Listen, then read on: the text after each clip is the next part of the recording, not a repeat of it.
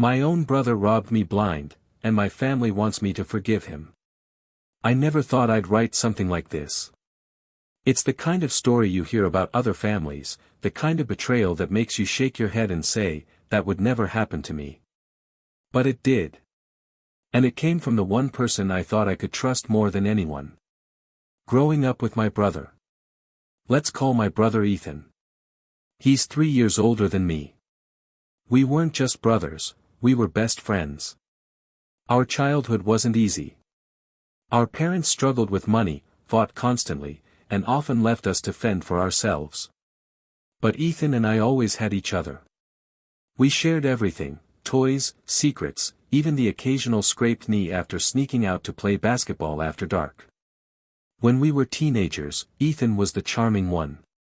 He had that natural charisma that made teachers forgive him and girls flock to him. I was quieter, more bookish, always saving money from odd jobs while he spent his on nights out.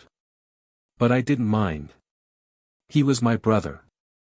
I'd cover for him when he missed curfew, lend him cash when he forgot his wallet, and laugh when he called me his little banker. I thought that bond meant something. I thought blood was stronger than anything. I was wrong. The inheritance. 3 years ago, our grandmother passed away. She was the one stable figure in our chaotic family, the woman who kept us fed and loved when our parents were too busy fighting. Her death hit me hard. When the will was read, we discovered she'd left her modest house to both of us, 50-50. It wasn't a mansion, but it was debt-free and located in a growing neighborhood. The plan was to either sell it and split the money or rent it out and share the income. Ethan insisted we rent it out for a year to see how the market develops. I agreed. I trusted him to handle the day-to-day management since he lived closer to the property. He said he'd take care of finding tenants, collecting rent, and paying the taxes, while I handled paperwork from my end. It felt like a fair division of labor. I didn't know I'd just handed him the keys to my future. The red flags I ignored. At first, everything seemed fine. Ethan sent me screenshots of rental agreements and told me the tenants were paying $1,500 a month. We agreed he'd forward me my half each month. The first few payments arrived late. He blamed bank delays. Then they stopped coming altogether. Whenever I asked, he had an excuse. The tenants are behind, I don't want to pressure them. I'm fixing a plumbing issue, I'll send your share next month. Taxes came out higher than expected, I'll balance it out later. I believed him. Because he was my brother. Meanwhile, I noticed small inconsistencies, like him posting photos on social media of expensive weekend trips and new gadgets. When I teased him about suddenly living large, he'd laugh and say he'd gotten side gigs. My gut told me something was off. But my heart refused to listen. The discovery. 9 months in, I decided to visit the house myself. Ethan claimed he was too busy to meet me, but I drove over anyway. That's when the truth hit me like a brick. The house was empty. Not tenants just moved out, empty. It looked like no one had lived there for months. I knocked on a neighbor's door and introduced myself as one of the owners. The elderly woman frowned and said, "Oh, you're the owner. Your brother's been living there alone since last year." Nice guy, but I didn't know anyone else was on the deed. My stomach turned. I checked the mailbox. Inside were unopened property tax bills and utility statements, all addressed to my grandmother's name. I drove back shaking with rage and fear. When I confronted Ethan by phone, he casually admitted everything. "Look, I needed a place to stay. I figured it was better than renting to strangers." "Chill, I was going to tell you eventually." When I asked about the rent money he claimed to have collected, his tone turned offensive. "I never said I was renting it out. You must have misunderstood." I hung up, my hands trembling. The full extent of the theft. After that call, I pulled every record I could find. The bank statements told a devastating story. Ethan had been taking out loans against the house, using forged signatures and fake paperwork. He'd drained a home equity line of credit for over $45,000. I felt sick. Not only had he stolen rent that never existed, he put the house, the last piece of our grandmother's legacy, into massive debt. Family reaction. I thought telling our parents would bring some sense of justice. Instead, they shocked me almost as much as Ethan did. My mom burst into tears and begged me not to call the police. "He's your brother," she said. "Family is more important than money." My dad tried to downplay it. "He made a mistake. We can figure this out privately." Figure it out. Ethan had forged my signature and stolen tens of thousands of dollars. Ethan himself sent me a series of texts ranging from fake apologies to outright threats. "I'm sorry, I just needed help. You're overreacting. If you ruin my life over this, I'll never forgive you." My parents begged me not to involve lawyers. They even offered to talk to the bank themselves. It was like stepping into a nightmare where everyone cared more about avoiding scandal than about justice. Choosing myself. For weeks I agonized. I barely slept. Part of me wanted to protect my family's fragile peace. Another part screamed that if anyone else had done this, I'd press charges without hesitation. Finally, I hired a lawyer. We filed a police report for fraud and forgery. The bank froze the line of credit and launched its own investigation. The day Ethan was served legal papers, my parents stopped speaking to me. My mom called me heartless. My dad said I was destroying the family. I reminded them that Ethan destroyed it the moment he decided to steal. They didn't want to hear it. The aftermath. The legal process was messy. Ethan eventually took a plea deal for forgery and theft. He avoided jail but was ordered to pay restitution and barred from making any further claims on the house. I sold the property soon after, partly to cover legal fees and partly because I couldn't bear to look at it anymore. The proceeds weren't what they could have been, thanks to the loans he'd taken, but at least the nightmare was over financially. Emotionally, it's a different story. My parents still treat me like I'm the villain. Holiday invitations stopped coming. Mutual relatives whisper that I should have kept it in the family. Meanwhile, Ethan occasionally sends me late-night texts, sometimes apologetic, sometimes blaming me. I never reply. What I learned. I've always believed that family is forever. That no matter what, you can trust blood. But here's the truth I learned the hard way. Family doesn't give anyone a free pass to abuse you. Forgiveness doesn't mean letting someone continue to hurt you. Boundaries are not betrayal. Ethan chose theft. My parents chose denial. I chose survival. And if that means standing alone, so be it. When I woke up the morning after discovering the theft, my head felt heavy and my chest ached like someone had dropped a boulder on me. The house was unnervingly quiet. No humming appliances, no distant traffic, just silence, thick and accusing. I had barely slept.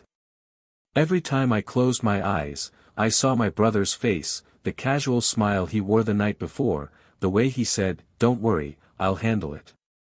I spent the first few hours pacing the living room, replaying every interaction from the last few months. Little things started to click into place, the way he'd asked about my new safe, the sudden interest in my side business, the half-joking questions about where I kept important documents. I hated myself for not seeing it earlier. Finally, I called my bank again to double-check the transactions. The representative confirmed what I feared, the withdrawal was done in person with my ID, except the signature was slightly off, the picture a little blurred. My brother had used a fake ID that was just good enough to slip past a distracted teller. He'd also transferred a chunk of money to a crypto wallet that was basically untraceable. My first instinct was to drive to his apartment. But I stopped myself. Confronting him in anger would only give him a chance to lie, manipulate, and maybe hide whatever money was left. Instead, I gathered every piece of evidence I had, bank statements, security camera footage from the ATM where part of the cash was taken, text messages where he'd casually asked about my finances. I made 3 copies, stored them in different places, and only then called him. He didn't pick up. Not once. Not even after 10 calls. The next day, I got a single text. "You don't understand. I needed it. I'll pay you back. Just give me time." No apology. No explanation. Just a weak justification. I replied with a single sentence. "Meet me tonight, or I'm calling the police." We met in a quiet parking lot behind a closed grocery store. When he arrived, he looked nothing like the brother I'd grown up with. His eyes were bloodshot, his clothes wrinkled, his hands shaking. I could smell the sour mix of sweat and cheap alcohol before he even got close. "Please," he said, voice cracking. "It's not what you think." But it was exactly what I thought. He'd fallen into gambling debt. The so-called business trip last month was actually a weekend in a high-stakes poker ring. He owed money to people he described only as serious guys, and they'd threatened to make things ugly if he didn't pay. He claimed he didn't mean to take everything. He just planned to borrow enough to get them off his back and win it back later. But the temptation of my savings, money I'd spent 5 years building for a down payment on a house, was too much. He took it all. For a moment, I almost felt sorry for him. Almost. Then I remembered the late nights I'd worked overtime, the birthdays and vacations I'd skipped to save that money, the trust I'd given him every time I helped him out of smaller messes. I told him I was filing a police report. His eyes went wide, like a scared child. "You can't," he said. "They'll kill me." "That's not my problem anymore," I replied. He begged. He cried. He even tried to hug me, but I stepped back. I felt nothing, no warmth, no pity, just a cold emptiness I didn't know I was capable of. The next morning, I kept my word. I filed the report, handed over every piece of evidence, and froze the remaining accounts. The detective was blunt, recovering the crypto funds was nearly impossible, but there was a chance to press charges for fraud and theft. My parents found out a week later. Predictably, they called me heartless for involving the police. My mom said, "He's your brother. Blood is blood." My dad said, "Family comes first." I finally snapped. "No," I told them. "Trust comes first." And he destroyed it. The case is still open. My brother disappeared after the police tried to contact him. Rumor has it he skipped town. I don't know where he is, and honestly, I don't care anymore. What hurts most isn't the money, it's the realization that someone I grew up protecting, someone I thought would always have my back, looked me in the eye and decided his temporary fix was worth my future. Friends keep asking if I regret pressing charges. I don't. If I'd let it slide, he'd do it again, to me or someone else. Family isn't about blood. It's about respect, honesty, and trust. And once those are gone, what's left? The house I plan to buy will have to wait. But at least I can sleep knowing I chose myself over someone who chose betrayal. When blood turns into strangers. The weeks following my brother's disappearance were a blur of paperwork, tense phone calls, and uneasy silence. Every day felt like a balancing act between rebuilding my own life and navigating the fallout with my family. I thought filing the police report would bring me some kind of closure, but instead it opened a different kind of wound, one that bled slowly every time my parents called. At first, they tried pleading. "Don't you think this has gone far enough?" my mom asked during one late-night call. "He's scared. He's learned his lesson." I stayed calm. "Mom, he stole everything I had. If he's scared, that's because of his choices, not mine." When pleading didn't work, they moved to guilt. "Family forgives," my dad said flatly. "Money comes and goes, but a brother is forever." That line stung more than I expected. A brother should be forever, but only if he acts like one. I repeated the same truth until my voice went hoarse. Trust isn't automatic just because we share DNA. 2 months after the theft, the detective handling the case called me in for an update. They'd traced the crypto transactions to a small exchange, but the wallet had already been emptied. A warrant was still active, but with my brother off the grid, there wasn't much else they could do unless he resurfaced. Your best bet, the detective said, is to treat the money as gone and focus on protecting what's left. It was bitter advice, but freeing in a way. I stopped waiting for the call that would tell me he'd been caught. Instead, I focused on rebuilding, closing old accounts, tightening passwords, working overtime. Slowly, my life started to regain structure. Then came the night my parents showed up at my apartment unannounced. They looked exhausted, like they hadn't slept in days. My mom clutched a folded letter in her hand. "He sent this," she said, her voice breaking. The letter was scrawled in my brother's messy handwriting. No return address, no explanation, just a few paragraphs that felt more like excuses than apologies. He claimed he'd been forced into a corner, that no one else would help, and that, someday, he'd make it right. The final line was the one that stuck with me. "If you ever loved me, please drop the charges." I folded the letter carefully and handed it back. "I can't," I said. And even if I could, it wouldn't fix what he broke. My dad's eyes hardened. "Then you're no better than he is." That was the moment I realized our family would never be the same.